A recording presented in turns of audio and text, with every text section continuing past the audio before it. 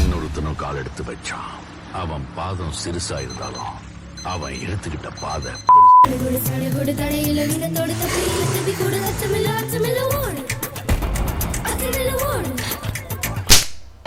அடேங்க அப்பா, எவ்வளவு கூட்டம்! இன்னைக்கு கலெக்ஷன் எகிரிரும்.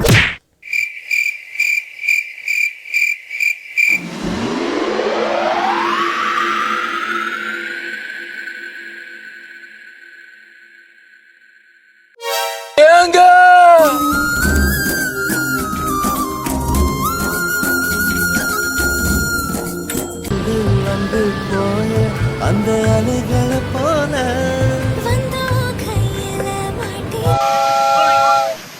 வந்தாச்சு.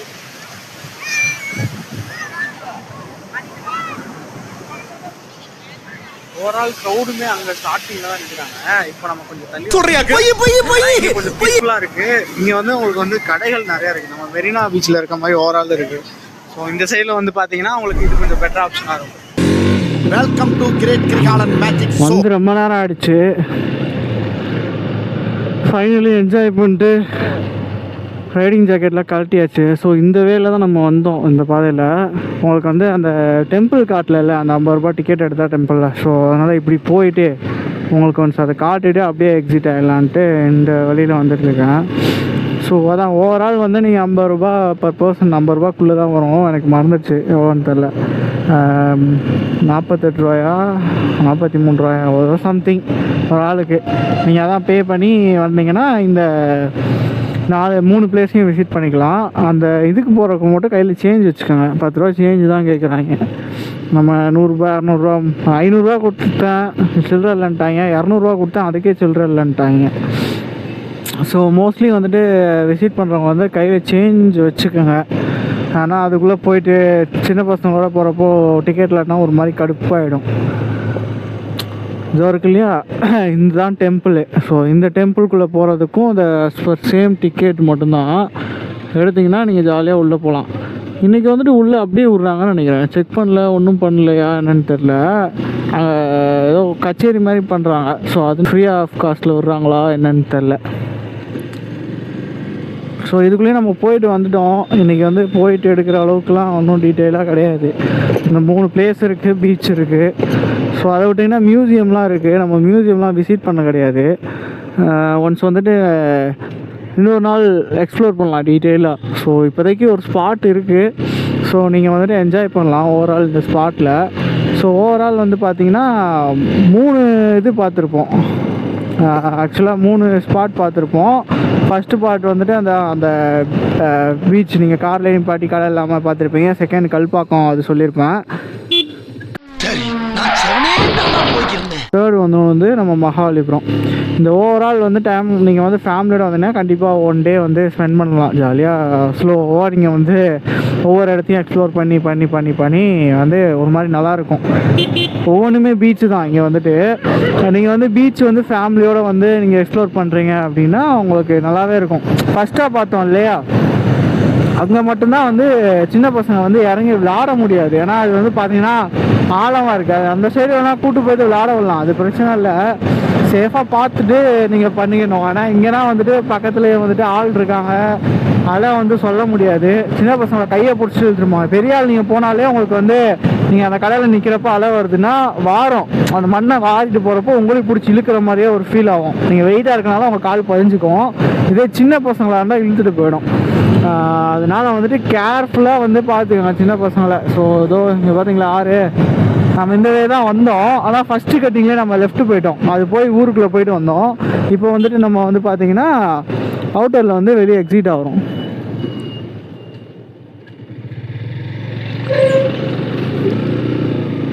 ஸோ இங்கே வந்துட்டு அவ்வளோ டிராஃபிக் இருக்காது. ஸோ ஒன்றுமே மாதிரி தான், நீங்கள் ஜம்முன்னு வர போகான்ட்டு நீங்கள் பாட்டில் இருந்துக்கலாம். ஸோ அதனால் எப்போயுமே இந்த பாருவேன். ஆனால் இந்த வெளில வந்து அவனுக்கு காசு வாங்குறானுங்க. அங்கேயுமே அந்த டெட் அண்ட் சர்க்கிளில் வந்து வாங்குறானுங்கன்னு நினைக்கிறேன்.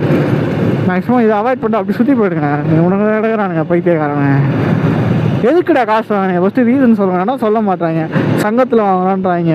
அந்த சங்கம் எதுக்கு ஏதாச்சும் யூஸ் ஆகுதான்னு கேட்டால் ஒன்றும் கிடையாது. இப்போ பார்த்தீங்களா எவனையும் காணா அப்புறம் போயிட்டாங்க. அவ்வளோதான், இதுவே வேலையை வச்சுருக்காங்க. எதுக்குன்னு கொஞ்சம் யாராச்சும் தெரிஞ்சவங்க இருந்தால் கமெண்ட் பண்ணிட்டு போங்க. நல்லதா கெட்டதான் அதுக்கப்புறம் நம்ம டிஸ்கஸ் பண்ணிக்கலாம். காசுனா ஃபேமிலியோடு வரப்போ இந்த மாதிரிலாம் செலவு பண்ணுறது தான் கொஞ்சம் கடுப்பாக இருக்கும். காரில் வரோன்னா உட்காந்துட்டு கார் பார்க்கிங்கு 100 ரூபாய்க்கு மேலே வாங்குறானுங்க. அதுக்கப்புறமா அது போக இவனுங்களும் என்ட்ரி டிக்கெட்டுன்னு வாங்குறானுங்க.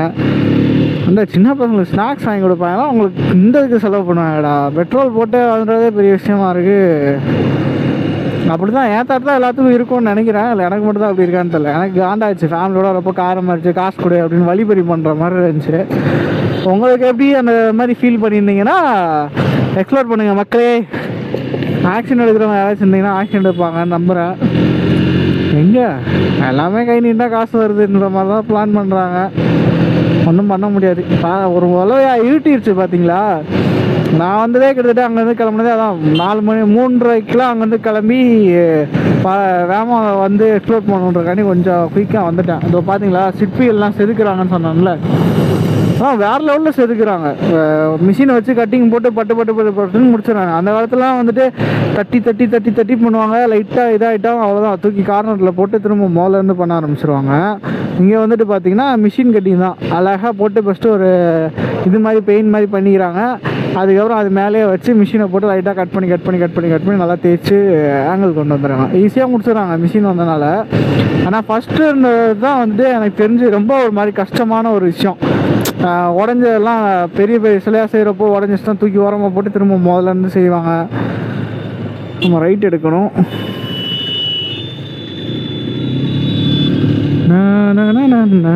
இதில் போனாலுமே அந்த ரைட்டு சுற்றி விட்டானுங்க ஃபஸ்ட்டு வேலை பண்ண நடக்கிறனால. இப்போ வந்துட்டு நம்ம வந்து ஈஸியாக போயிட்டு ஈஸியாக வீடியோ எடுத்துக்கலாம்.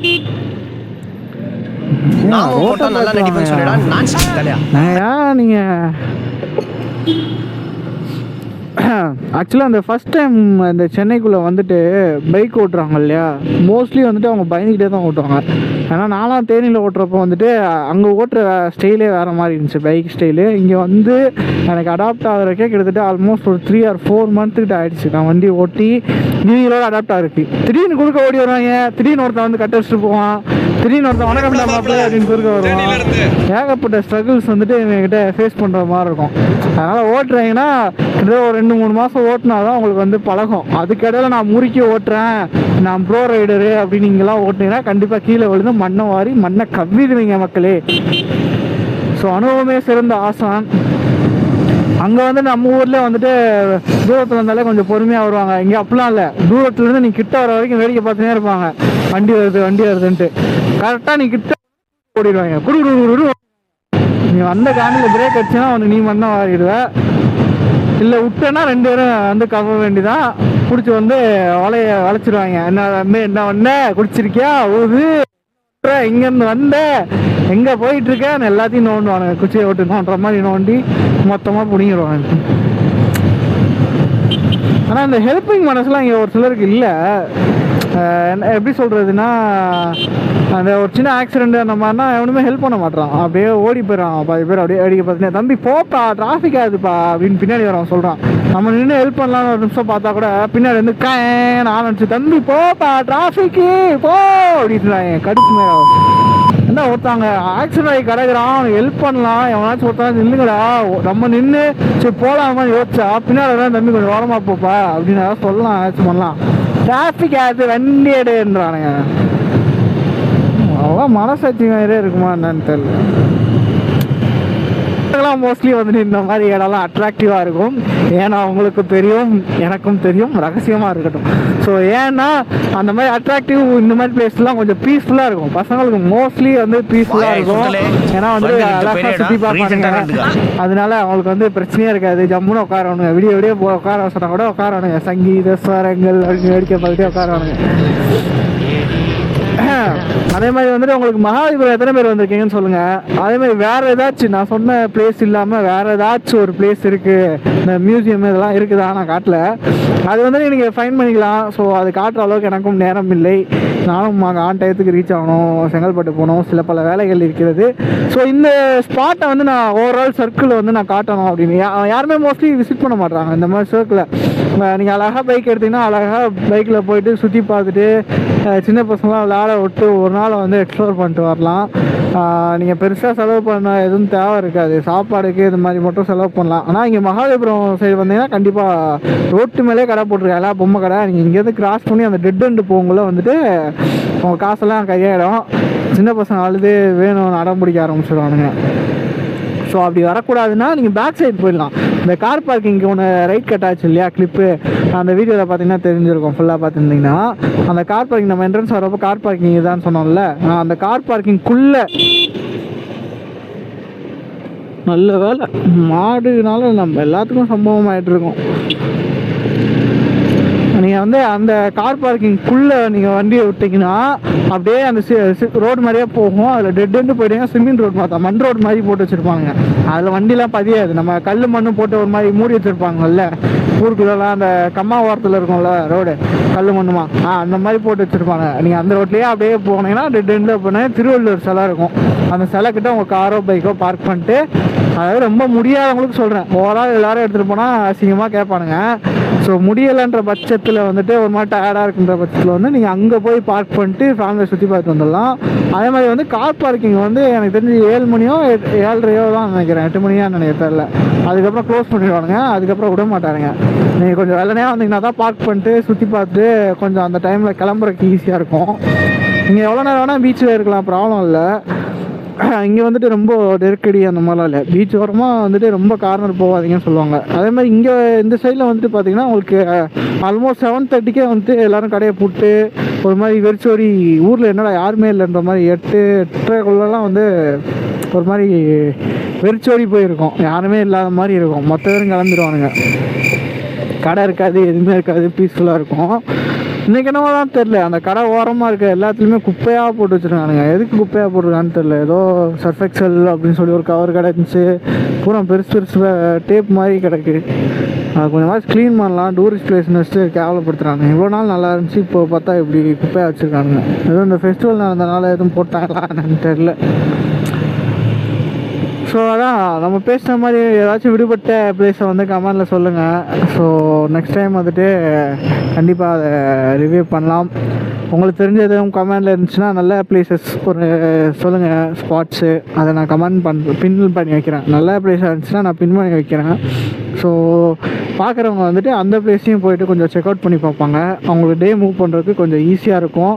அதே மாதிரி அந்த மியூசியம்க்குலாம் ப்ரைஸாக இல்லை ஃப்ரீயான்னு தெரியலை, அதுவும் இருந்தால் மென்ஷன் பண்ணுங்கள் யாராச்சும் போயிருந்தீங்கன்னா. நான் இது வரைக்கும் மியூசியம் போகவே இல்லை, போகணுன்னு நினச்சேன், எங்கே போகிறப்பெல்லாம் அதுக்குள்ளே போகணுன்னு இன்ட்ரெஸ்ட் வர மாட்டேங்குது. ஸோ அதனால் போனவங்க யாராச்சும் இருந்தீங்கன்னா எனக்கு ப்ரைஸோடு போட்டு கமெண்ட் பண்ணுங்கள். வேறு என்னென்ன ப்ளேஸை ஸ்கிப் பண்ணியிருக்கேன்னு சொல்லிட்டு அதையும் மென்ஷன் பண்ணிடுங்க. அடுத்து பார்த்துட்டு போகிறவங்களுக்கு கொஞ்சம் ஈஸியாக இருக்கும் பின் பண்ணி வச்சோன்னா. ஏன்னா அவங்களாச்சும் போய் அந்த பிளேஸை விசிட் பண்ணுவாங்க.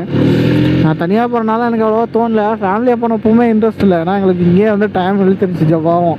நாங்கள் போய்ட்டு அதான் இந்த மாதிரி தான் பிளான் பண்ணியிருந்தோம், கல்பாக்கம் போயிட்டு மகாபலிபுரம் போயிட்டு ஒரு டே ஃபுல்லாக மூவ் பண்ணோம். எங்கள் அக்கா இங்கே ஊர்லேருந்து வந்திருந்தாங்க, அக்கா பசங்களை கூப்பிட்டுட்டு எங்கள் அப்பா ஒரு பைக்லேயும் நான் ஒரு பைக்லேயும் வந்துட்டு எங்கள் அக்கா பசங்களை வச்சுக்கிச்சு, அப்புறம் எங்கள் அம்மாவும் ஒரு பையனும் நான் வச்சுக்கிட்டேன். ஸோ 2 பசங்க அப்படியே போயிட்டு டே ஃபுல்லாக அப்படியே 1 டே ஃபுல்லாகவே உங்களுக்கு வந்து அங்கே வந்து போயிடுச்சு. காலையில் கிட்டத்தட்ட எத்தனை மணிக்கு கிளம்பணும், 10:30க்கே இப்படி தான் கிளம்பணும்னு நினைக்கிறேன். பொறுமையாக போயிட்டு அங்கே உட்காந்து சாப்பிட்டோம். கல்பாக்கத்துக்கு போயிட்டு ஃபஸ்ட்டு அந்த பீச் இருக்குல்ல, மீன் பீச், அங்கே உட்காந்து ஃபஸ்ட்டு என்டர்டைன்மெண்ட் பண்ணிட்டு விளாண்டுட்டு இருந்தாங்க சின்ன பசங்க. விளாண்டு முடிச்சதுக்கப்புறமா அப்படியே பொறுமையாக கிளம்பி கல்பாக்கம் போனோம். அங்கே போனோடனே ஆஃப்டர்நூன் ஆகிடுச்சு. ஆஃப்டர்நூன் உட்காந்து அந்த ஸ்பாட் ஒன்று நல்லா இருக்குன்னு சொன்னேன் பார்த்தீங்களா, 2 மரத்துக்கு நடுவில் தண்ணி, அங்கே தான் உட்காந்து வந்தோம். கீழே உட்காந்து ஆளுக்கு உட்காந்து சாப்பிட்டுட்டு, இலையெல்லாம் இல்லை பிளேட் எடுத்துகிட்டு போயிடும் நமக்குள்ளே. அங்கே குப்பையெல்லாம் தயவு செஞ்சு போடாதீங்க, ஏன்னா அந்த ஒரு இடம் தான் உருப்படியாக இருக்குது.